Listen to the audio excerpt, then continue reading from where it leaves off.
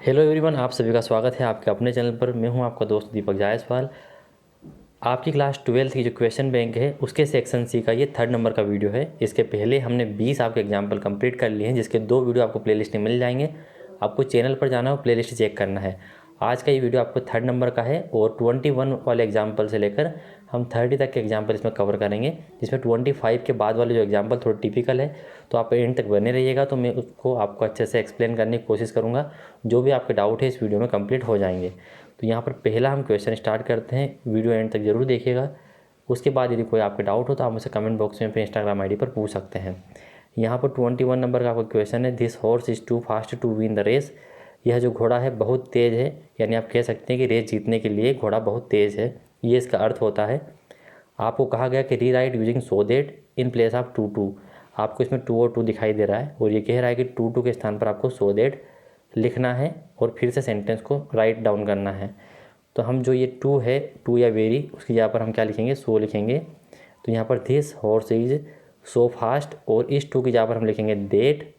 इसके बाद में ये हॉर्स है तो इसके लिए हम जो प्रोनाउन उपयोग करेंगे वो रहेगा it can win the race.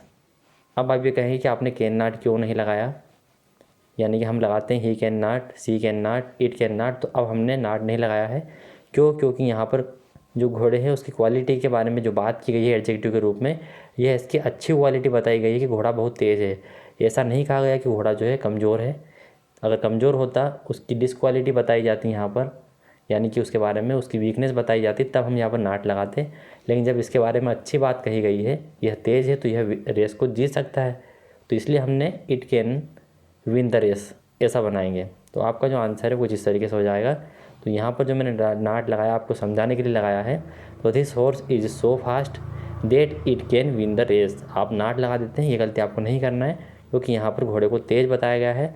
और नाट लगा के यदि मैं इसको बोलता तो घोड़ा इतना तेज़ है कि यह रेस नहीं जीत सकता, तो संभव ही नहीं है। घोड़ा तेज़ है तो फिर रेस कैसे नहीं जीतेगा। तो इसीलिए हम यहाँ पर नाट को रिमूव कर देंगे। घोड़ा इतना तेज़ है कि यह रेस जीत सकता है, तो ये आपका सही आंसर हो जाएगा। इसीलिए मैंने जानबूझकर ये गलत लिखा था आपको समझाने के लिए।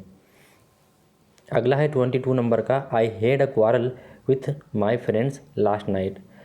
मेरा जो है मेरे दोस्तों के साथ कल रात्रि को, यानी बीती हुई रात्रि को झगड़ा हुआ। यहाँ पर आप देख पा रहे हैं कि हेड लिखा हुआ है, और यहाँ पर यदि आपको ऐसा लग रहा है कि यह आपका पास्ट परफेक्ट टेंस है, तो ऐसा नहीं है, आपको तो इसमें बदलना है। इसका मतलब कुछ तो यहाँ पर आपको समझना है।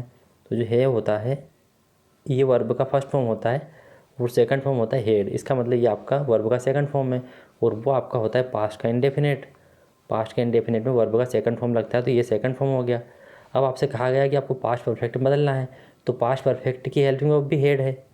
तो आपको आई के अनुसार पहले क्या लगा देना, हेड लगा देना, और फिर वर्ब की थर्ड फॉर्म लिखते हैं। तो ये आपके सेकंड फॉर्म है, तो वर्ब की थर्ड फॉर्म भी यही हो जाएगी। तो इसीलिए आपको इस टेंस में जब हम फिर से इसको लिखेंगे और इसको बदलेंगे पास्ट परफेक्ट टेंस में, जिसकी हेल्पिंग ऑफ हेड है, तो हमें यहाँ पर 2 बार हेड दिखाई देगा। जैसे कि आंसर देखिए, इसमें समझाता हूँ। आई के साथ हमने हेड लगा दिया, past perfect continue, past perfect ही हमने हेल्पिंग ऑफ लगा दी।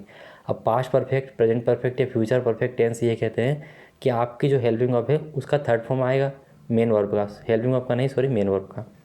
तो मेन वर्ब आपकी हेड थी, तो ये हमने हेड लिख दिया। ये वाली जो रेड वाली है ना, ये आपकी यहाँ मेन वर्ब है, और वही मेन वर्ब का थर्ड फॉर्म हमने यहाँ लिख दिया। ये आपके थर्ड फॉर्म है और ये आपके सेकंड फॉर्म है, लेकिन दोनों एक जैसी दिखती है, इसलिए आपको कन्फ्यूजन नहीं होना है। और पास्ट परफेक्ट की हेल्पिंग वर्ब हमने यहाँ पर लगा दी है, तो इसलिए यहाँ पर 2 बार आपको हेड दिख रहा है, I had a quarrel with my friend last night. अगला देखते हैं, change the voice of the following sentences. 23 number के क्वेश्चन में एग्जाम्पल में आपसे ये कहा गया था कि आपको इन चारों के जो है वॉइस चेंज करना है। तो वॉइस चेंज करने के लिए पहले आपको पहचानना होगा कि ये एक्टिव वॉइस में कि पैसिव वॉइस में है। तो हम यहाँ पर देखते हैं, I made the children laugh. यहाँ पर मैंने लाफ को लिखा है, ये वर्ब का आपका फर्स्ट फॉर्म है। यह आपका एक बेयर इन्फिनेटिव है, इसलिए इसको बनाते वक्त हम थोड़ा ध्यान रखेंगे। यहाँ पर मेड लिखा है, मतलब ये आपका वर्ब का सेकंड फॉर्म है, तो पास्ट इंडेफिनेट है। अब हम जब इसको बनाएंगे तो जो हमारा ऑब्जेक्ट है उसको हम पहले लिखेंगे, द चिल्ड्रन पहले आ जाएगा। द चिल्ड्रन वाज, मेड का मेड ही रहेगा third form, make made made. The children was made laugh. तो आपका आंसर कुछ इस तरीके से हो जाएगा, the children was made made के बाद जब हमें ये लाभ लिखना है तो हम डायरेक्ट लाभ नहीं लिखेंगे, उसके पहले उसके दोनों के बीच में हम टू लगाएंगे। टू लगा के हम वर्ब की फ़र्स्ट फॉर्म लिखेंगे, और ये पहले से ही वर्ब की फर्स्ट फॉर्म बेयर इन्फिनेटिव था तो हम इसको टू से स्टार्ट करेंगे। इस तरह के सेंटेंस में हम मेड होता है, नोटिस होता है, जो भी होता है, सीन होता है, उनमें यहाँ पर एक वर्ब की फर्स्ट फॉर्म होती है। यहाँ डबल ऑब्जेक्ट वाली बात नहीं हो रही है, ये वर्ब की फर्स्ट फॉर्म है जो कि बेयर इन्फिनेटिव का काम कर रही है। इसलिए जो हम थर्ड फॉर्म लिखेंगे वर्ब का, उसके बाद टू लगाकर इसको लिखेंगे। इस तरह के सेंटेंस ऐसे ही बनेंगे चाहे कितने भी हो। अब यहाँ पर आप देखिए, दीज मैंगोज टेस्ट स्वीट, इसको आपको पैसिव में बदलना है। तो इस वाले सेंटेंस को हम दो तरीके से बदल सकते हैं। यहाँ पर दीज मैंगो मतलब ये जो आम है ये प्लूरल रूप में दिया गया है, ये मैंगो सिंगुलर नहीं दिया है। टेस्ट स्वीट यानी मीठे स्वाद देते हैं, यानी इनका स्वाद मीठा है। तो यहाँ पर प्रेजेंट इंडेफिनेट आपका टेंस है। अब उसके बाद हमको पैसिव में जब बदलेंगे तो आपको अगले टेंस की हेल्पिंग वर्ब का उपयोग करना है। और ये जो स्वीट बताया गया है कि आम जो मीठे हैं, ये इसका इन जो आम हैं इनके लिए क्या है, एडजेक्टिव का काम कर रहा है, क्योंकि इनकी विशेषता बता रहा है। मतलब हमारे पास यहाँ पर ऑब्जेक्ट है ही नहीं, लेकिन फिर भी हमें बनाना तो पड़ेगा क्योंकि कहा गया है। तो आपको क्या करना है, दीज मैंगो टेस्ट स्वीट, या फिर आपको ऐसा आ जाए कि हनी टेस्टेड स्वीट, या फिर शुगर इज स्वीट, इस तरह के सेंटेंस आते हैं। तो उनको बनाने के लिए आपको क्या करना है, दीज मैंगोज को आप दीज मैंगोज लिखेंगे। अगर ये सिंगुलर है तो आप टेंस के अनुसार ही हेल्पिंग वर्ब का उपयोग करेंगे। जैसे कि अगर ये मैंगो होता तो हम यहाँ पर इज लगाते, लेकिन ये मैंगोज है, इसलिए प्रेजेंट डेफिनेट टेंस का पैसिव बनाते वक्त अगले टेंस की हेल्पिंग वर्ब का उपयोग करेंगे। तो वो हमने यहाँ पर कर ली और हमने स्वीट लिख दिया। लेकिन उसके बाद में हमारा जो मेन टेंस है यानी पैसिव का काम यहाँ से स्टार्ट होता है, व्हेन दे आर टेस्टेड, यानी कि दे की जगह पर हमने इसका प्रोनाउन यूज़ किया, दे आर टेस्टेड। जो हम यहाँ पर लगाएंगे वही हम यहाँ पर लगाएंगे, और वर्ब की थर्ड फॉर्म जो कि पैसिव में हमेशा होता है। तो इसको बनाने का यही तरीका है। अब मान लीजिए हमारे पास एक सेंटेंस है, हनी टेस्टेस स्वीट, तो आप उसको कैसे बनाएंगे, हनी इज टेस्ट, हनी को स्वीट कहा गया है तो honey is sweet when it is tested. हमने इज क्यों लगाया इसमें, क्योंकि हनी यहाँ पर सिंगुलर था, यहाँ पर मैंगोज प्लूरल है, इसलिए हमने आर लगाया। और ये प्रेजेंट इंडेफिनिट है, इसलिए अगले टेंस की हेल्पिंग का उपयोग कर ली, और यहाँ पर हमने वर्ब की थर्ड फॉर्म उपयोग कर ली, और इसको हम ऐसा ही लिखेंगे। या फिर आपको ये समझ में नहीं आ रहा है तो आप दीज मैंगोज लिखिए, आर लिखिए, इतना तो समझ में आ गया हो कि अगले टेंस की हमने हेल्पिंग वर्ब का उपयोग किया पैसिव बनाने के लिए। टेस्ट का हमने क्या कर दिया, यहाँ पर ये जो स्पेलिंग है इसको सुधार लीजिएगा, TEST नहीं होगा, ये TASTED होगा, टेस्टेड, ये दूसरा वाला टेस्ट है, ठीक है। तो ये वाली स्पेलिंग यहाँ पर रहेगी। तो these mangoes are tasted sweet, यानी कि आपका आंसर हो जाएगा, दोनों ही सही रहेंगे, आप दोनों तरीके से इसको बना सकते हैं, दोनों में कोई आपकी गलती नहीं रहेगी। तो दीज मैंगोज आर वर्ब की थर्ड फॉर्म और स्वीट, पर आपको स्पेलिंग ये वाली टेस्ट की लिखनी है, दोनों तरीके से आप बना सकते हैं। तो इस तरह के सेंटेंस आपको ऐसे ही बनाने हैं। अब आ जाते हैं हम see, how many persons are attending the webinar. अब यहाँ पर आपको इसका पैसिव बनाना है।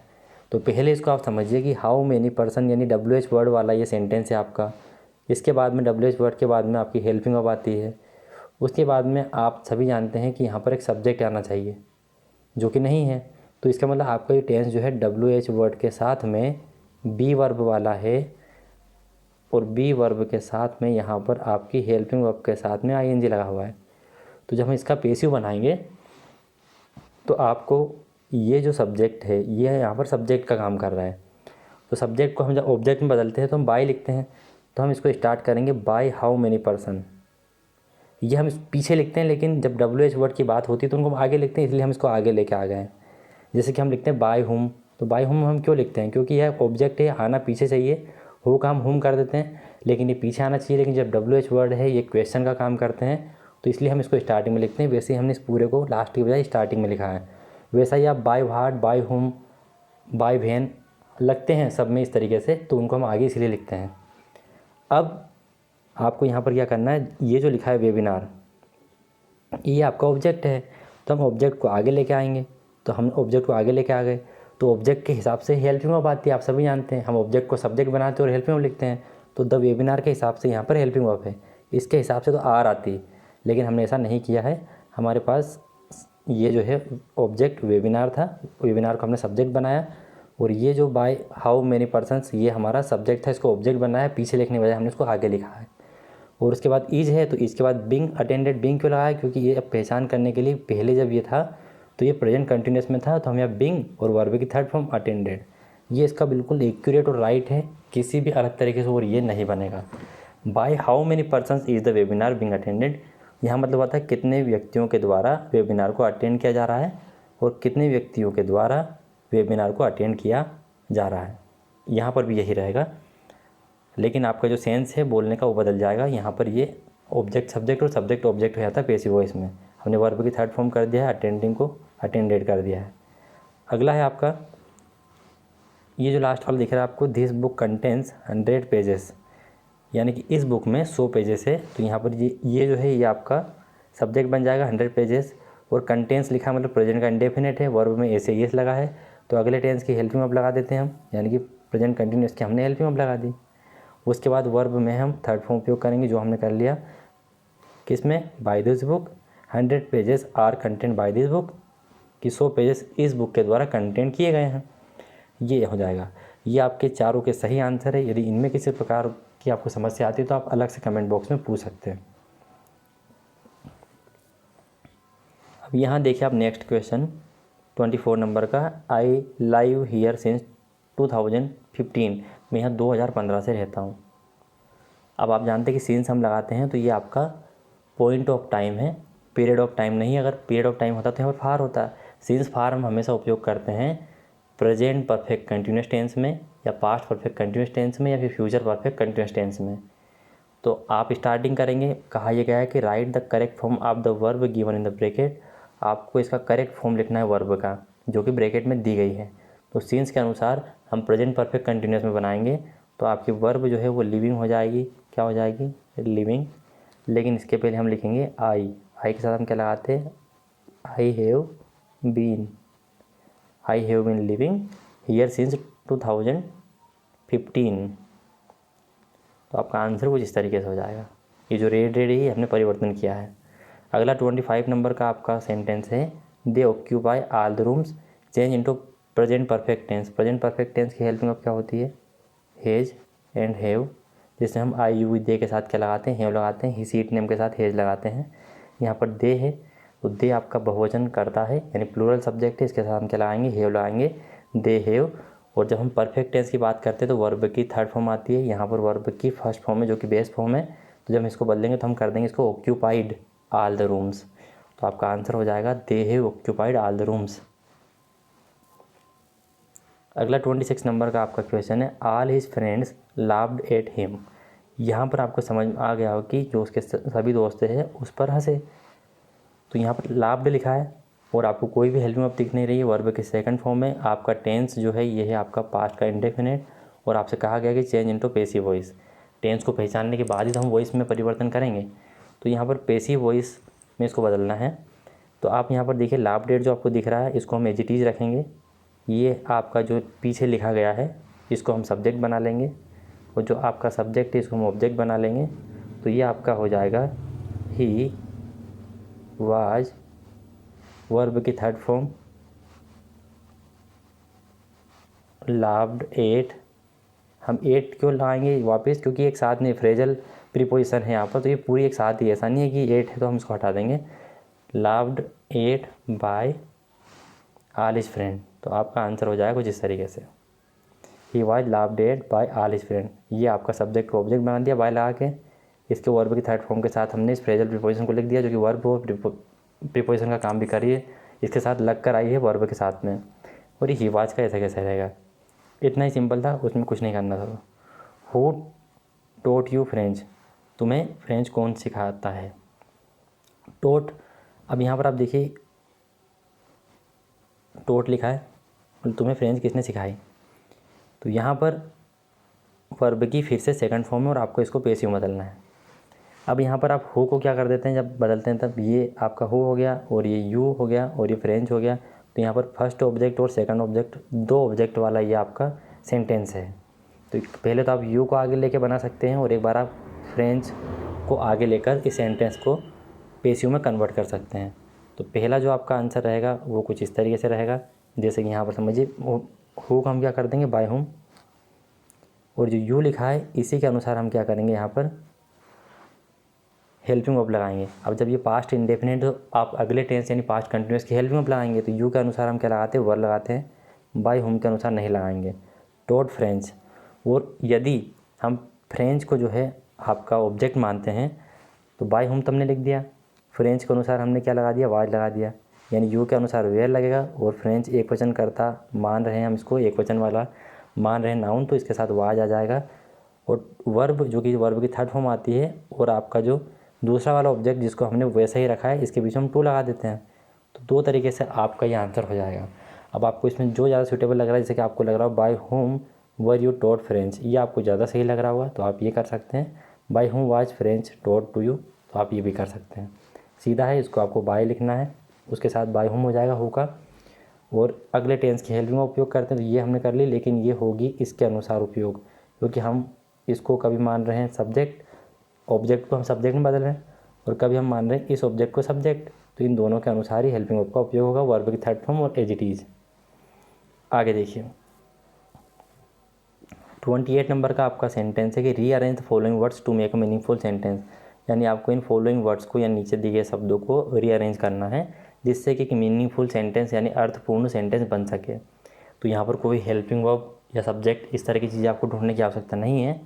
यह एक आपको दी गई सलाह के अनुसार एक सेंटेंस है, जैसे कि एक्सरसाइज जो है इंश्योर करती है, क्या इंश्योर करती है, अ लॉन्गर एंड हेल्दियर लाइफ।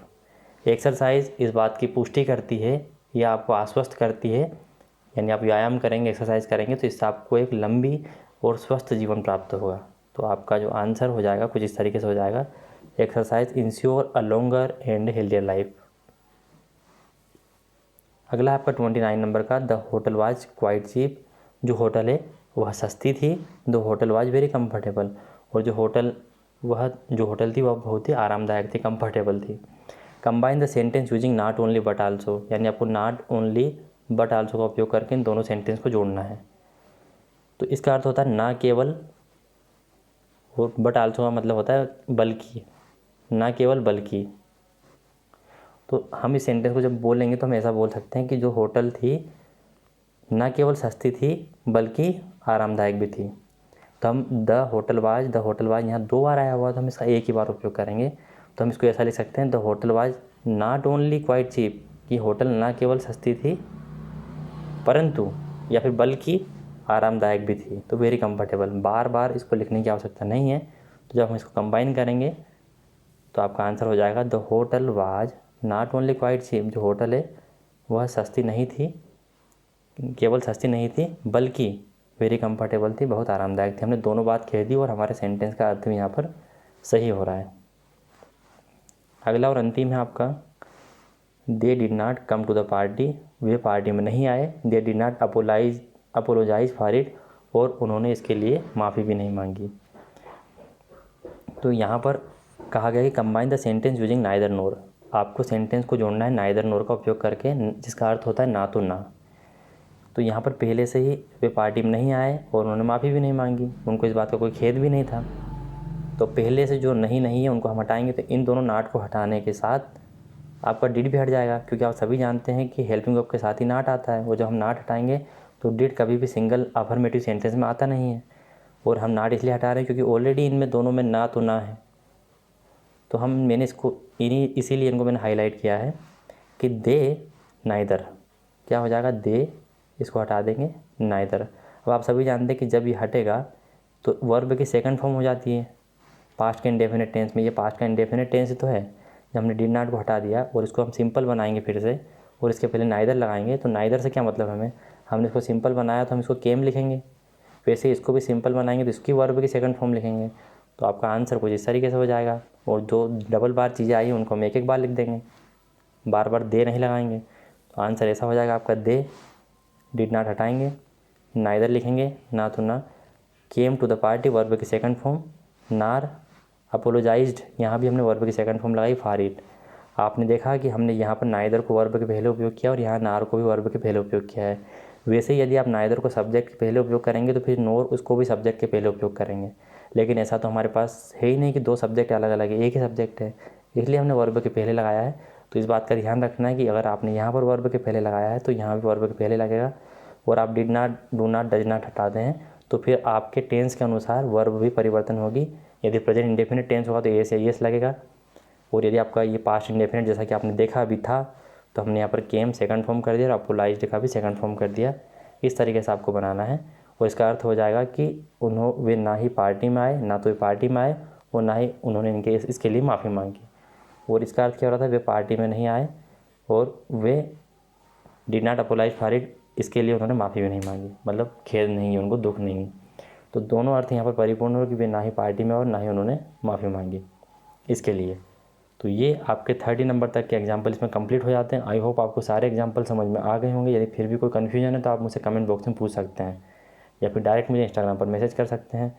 आप वीडियो को लाइक कीजिए यदि आपको वीडियो पसंद आया हो तो, या फिर इसको शेयर कीजिए। ऐसे ही वीडियो देखने हैं आपको तो आप मुझे कमेंट कीजिए कि आपको ऐसे ही और वीडियो चाहिए।